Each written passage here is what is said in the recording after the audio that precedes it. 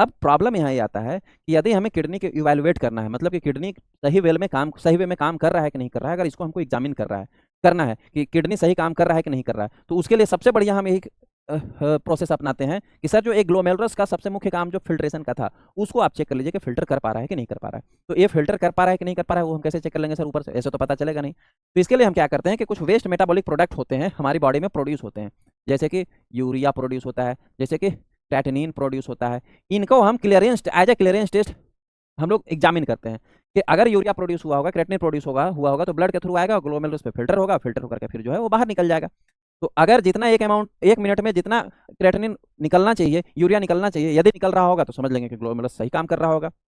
अब यूरिया को जो है वो एक्यूरेट ग्लोमेरुलस फिल्ट्रेशन के लिए नहीं माना जाता है, जीएफआर के लिए नहीं माना जाता। क्यों? क्योंकि जब यहाँ से यूरिया फिल्टर होता है, फिल्टर होकर के यहाँ जो है लगभग 40% यूरिया जो है रीअब्जॉर्ब भी हो जाता है, तो इसलिए जो है फिल्ट्रेशन रेट अफेक्ट होता है, पहला।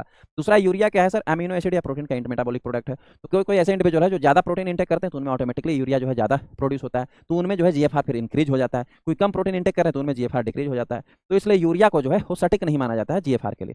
जीएफआर के कैलकुलेशन के लिए क्रेटिनिन को सबसे सटीक माना जाता है, क्योंकि क्रेटिनिन क्या है सर? क्रेटिनिन जो है वो क्रेटीन का वेस्ट प्रोडक्ट है।